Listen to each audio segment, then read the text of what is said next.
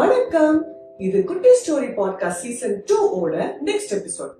ரீசெண்டா ஒரு ஃபேமிலி ஃபங்க்ஷன்ல ஜாக்கிரதையா இருக்கிறத பத்தி பேசிட்டு இருந்தோம். அப்படி பேசிட்டு இருக்கச்சு எங்க ரிலேட்டிவ் ஒருத்தர் சொன்னாரு, ஏதாவது ட்ரெயின்ல போறதா இருந்தாலும் இல்ல பஸ்ல போறதா இருந்தாலும் குறைஞ்சது ஒரு 3 டிக்கெட் காப்பி எடுத்து வச்சுப்பாராம். எதுக்குன்னு கேட்டா, அவர் கொண்டு போற லக்கேஜ்ல ஒன்னொன்னுலயும் போட்டு வச்சுப்பாராம், ஒண்ணு தங்கிட்ட பாக்கெட்ல வச்சுப்பாராம். சரி, அதுவும் தொலைஞ்சிட்டா என்ன பண்ணுவீங்க அப்படின்னு வேடிக்கையா கேட்கறச்சு, அதுதான் மொபைல் ஒரு காப்பி இருக்கே அப்படின்னு சொல்றாரு. இந்த மாதிரி நம்ம நிறைய பேரை பார்த்திருப்போம் இல்லையா? இப்படிப்பட்ட சில ஆட்களை பார்க்கறச்சு நமக்கு ஒரு சூப்பர் டைலாக் ஞாபகம் வரும். உங்களுக்கும் ஞாபகம் வந்துச்சா? அதேதான், நம்ம தலை நடிச்சு வந்த படத்துல, அதாவது வில்லன் படத்துல இருந்து ஒரு சூப்பர் டைலாக் இதுக்கு ஏத்த மாதிரி பார்க்கலாமா? டிக்கெட் டிக்கெட் வேற யாருங்க? Ticket ticket. லட்சுக்கு எனக்கு 2 டிக்கெட். இன்னொருத்தர் யாரு? ரெண்டுமே எனக்கு தான். உனக்கு எதுக்கு 2 டிக்கெட்? திடீர்னு செக் இன்ஸ்பெக்டர் யாருன்னா வாங்கி ஒரு டிக்கெட்டை தொலைச்சிட்டோம்னா இன்னொரு டிக்கெட்டை காட்டுவேன். அதுவும் தொலைச்சிருச்சுன்னா நான் என்ன கேனேனா? அதான் பஸ் பாஸ் வச்சிருக்கேனே. போட்டா என்ன இந்த சீன் பாத்துட்டீங்களா? ஓகே, நம்ம எல்லாருமே ஜாக்கிரதையா இருக்கிற ஆட்களை பார்த்திருப்போம். இப்படி ஜாக்கிரதையா இருக்கிறதுல விஷயத்துல கவனமா இருக்கிறவங்க ஒரு பக்கம் இருந்தா, இன்னொரு பக்கம் ஒரு சில பேர் ஜாக்கிரதையா இருப்பாங்க. சரி, இந்த கவனம் ஜாக்கிரதை இத பத்தி புரிஞ்சுக்கிறதுக்கு ஒரு சின்ன மேத்தமெட்டிக்கல் ஃபார்முலா வச்சு நம்ம தெரிஞ்சுக்கலாம்.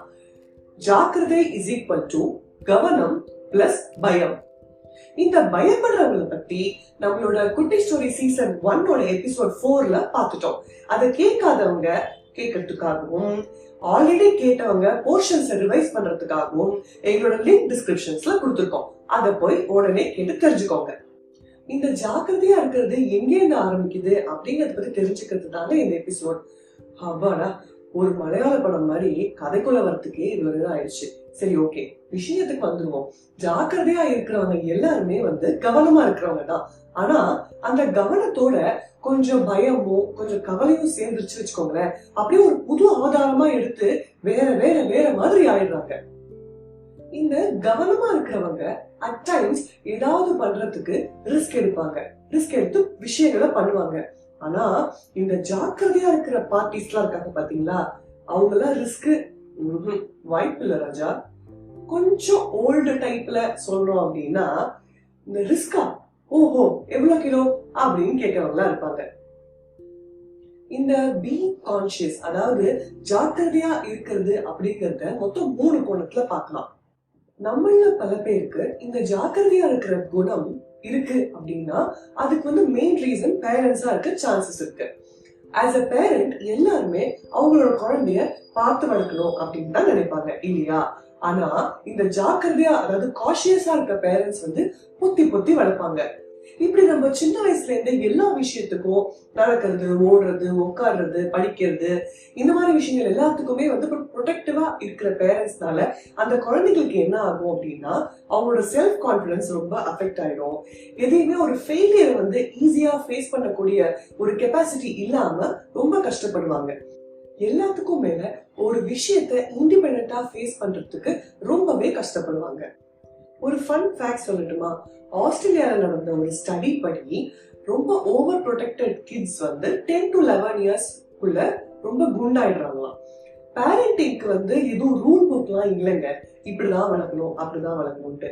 ஆனா ஓவர் ப்ரொடெக்ஷன் எப்பவுமே உடம்புக்கு ஆகாது, கரெக்டா? இந்த மாதிரி ஓவர் ப்ரொடெக்டடா இருக்கிறதுனால பாதிப்பு ஆக்சுவலி அந்த குழந்தைங்களுக்கு தான். ஏன்னா as a parent all we need is an independent and successful kid, கரெக்டா? அடுத்த கோணம் ரிலேஷன்ஷிப்ல காஷியஸா இருக்கிறது. of all the forms of இருங்க யோசிச்சு சொல்றேன். Actually of all the forms of caution in love is perhaps the most fatal to true happiness. அப்படா சொல்லிட்டேன், எவ்வளவு சூப்பரா சொல்லியிருக்காருல்ல. இந்த ரிலேஷன்ஷிப்ல ஜாக்கிரதையா இருக்கிறவங்க 2 ரீசனுக்காக இருக்கலாம். ஒண்ணு, பாஸ்ட் எக்ஸ்பீரியன்சஸ்னால அவங்க ஜாக்கிரதையா இருக்கலாம், இல்லைன்னா அவங்க நேச்சரே ஜாக்கிரதையா இருக்கிறதா இருக்கலாம். இந்த பாஸ்ட் எக்ஸ்பீரியன்சஸ்னால ஒருத்தர் ஜாக்கிரதையா ரொம்ப காஷியஸா இருக்காரு அப்படின்னா நம்ம ஒண்ணுமே பண்ண முடியாதுங்க. ஏன்னா ஃபார் எக்ஸாம்பிள், இப்ப நான் வண்டியில போகும்போது நம்ம இடத்துல ஆக்சிடென்ட் ஆயிடுச்சு வச்சுக்கோங்களேன், அடுத்த வாட்டி வண்டியை நான் எடுக்கும் போது ஒரு வாட்டி எனக்கு அந்த ஆக்சிடென்ட் ஆனதே ஞாபகம் வரும். சோ அது எனக்கு ரொம்ப ஒரு பயத்தை உண்டு பண்ணிடும். அப்ப ஆட்டோமேட்டிக்கா எனக்கு வந்து ஜாக்கிரதையா இருக்கிற டெண்டன்சி வந்துடும் இல்லையா? அப்படி இருக்கிறவங்களோட நீங்க பார்ட்னரா இருக்கீங்க, இல்ல ஒரு ஃப்ரெண்டா இருக்கீங்க அப்படின்னா நீங்க பண்ண வேண்டியது என்னன்னா, அவங்களுக்கு வந்து ஒரு கம்ஃபர்ட் கொடுத்து, ஒரு ஒரு கான்பிடன்ஸ் கொடுத்து, அவங்கள வந்து எப்படியாவது இதுல இருந்து வெளில கொண்டு வரதுக்கு ஹெல்ப் பண்றது. இல்ல அவங்க நேச்சரே அதுதான் அப்படின்னு சொன்னாக்க ஒன்றும் பண்ண முடியாது. ஏன்னா இந்த பை நேச்சரே ஜாக்கிரதையா இருக்கிறது வந்து பார்த்து பார்த்து பண்ணுவாங்களே ஒழிய பார்த்துக்கிட்டே இருக்க மாட்டாங்க. அடா அடா அடா சூப்பர்ல, ஆட்டோ பின்னாடி எழுதலாம் போல இருக்கே. சரி, ஓகே. சம்டைம்ஸ் இந்த மாதிரி ஜாக்கிரதையா இருக்கிறவங்க வந்து பண்ற விஷயங்கள் ரொம்ப ஸ்லோவா இருந்தாலும் கண்டிப்பா நம்பி இறங்கலாங்க, கரெக்டா இருக்கும்.